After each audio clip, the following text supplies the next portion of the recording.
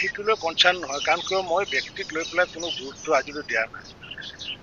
আমি যিহেতু ৰাষ্ট্ৰ নিৰ্মাণৰ কামত ভৰ্তি হৈ আছোঁ আৰু আমি শাসনত ক্ষমতাৰ বাবে নাহোঁ, যিহেতু ৰাইজক সেৱাৰ বাবে আহোঁ, মই কনচাৰ্ণ হ'ম যে বিজেপি ক'ৰবাত টিকট কাটা গৈছে।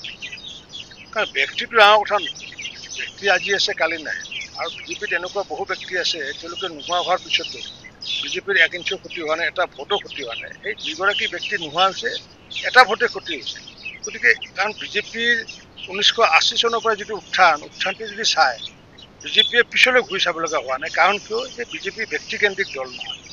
গতিকে বিজেপিৰ এজন নেতা নোহোৱা হ'লেও মই যদি আজি নাথাকোঁ, মই যদি ঢুকাওঁ, মই যদি মৃত্যু হয়, মোৰ খালি ভোটটোহে বিজেপিৰ কাৰণে ক্ষতি হ'ব, বাকী এটা ভোটৰ ক্ষতি নহয়। গতিকে ব্যক্তিৰ কোনো এটা মূল্যই নাই, যি ব্যক্তিয়ে নহওক, যি পদাধিকাৰে নহওক। মোৰ কাৰণে ব্যক্তিৰ বিষয় হৈছে কি যে বিজেপি কোনোবা চিট হাৰিব।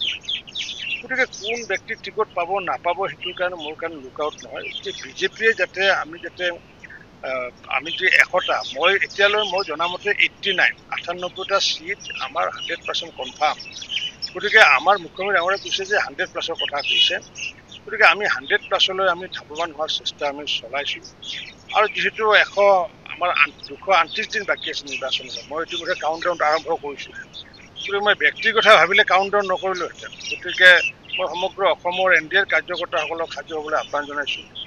অসমৰ ভাৰতীয় জনতা পাৰ্টীৰ, অসম গণ পৰিষদকে আদি কৰি UPলৈকে আদি কৰি অন্যান্য যিসমূহ আমাৰ গণশক্তিকে আদি কৰি সকলোকে সাজু হ'বলৈ আহ্বান জনাইছোঁ, যাতে আমি মুখ্যমন্ত্ৰী কোৱাৰ ধৰণে যাতে আমি 100+ যদি আমি স্পষ্ট কৰিব পাৰোঁ। গতিকে বিজেপিৰ যাতে টিকট কাটা নাযায় সেইটোৰ কাৰণেহে মোৰ কাৰণে চৰ্চাৰ বিষয়। কোনোবা ব্যক্তিৰ টিকট কাটা যাওক নাযাওক, যিয়ে নহওক, সি মন্ত্ৰী নহওক, আৰু কোনোবা যদি বিধায়কো হয় আৰু কিবাও হয়, সেইটোৰ লগত মোৰ কোনো লুকআউট নাই।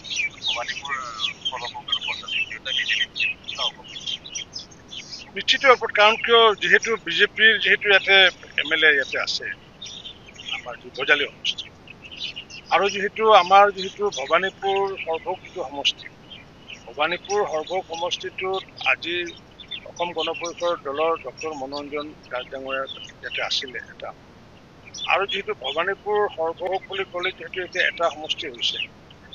আমি যদি চাওঁ, আঞ্চলিক পঞ্চায়ত যদি চাওঁ বা জিলা পৰিষদ যদি চাওঁ বা মিউনিচিপালিটি যদি চাওঁ, যিহেতু সংগঠন অধিক শক্তিশালী আমাৰ ভাৰতীয় জনতা পাৰ্টি, কিন্তু শক্তিশালী হ'লেও আমি যিহেতু অসম গণ পৰিষদৰ লগত একেলগে আমি যিহেতু চৰকাৰত আছোঁ বা চৰকাৰ কৰিম, নিশ্চিত ওপৰত 26 চনৰ চৰকাৰৰ অসম গণ পৰিষদৰ লগতে থাকিম। মই বিজেপিৰ কাৰ্যকৰ্তা হিচাপে মই ক'বই লাগিব যে এইটো ভৱানীপুৰ সৰভোগ।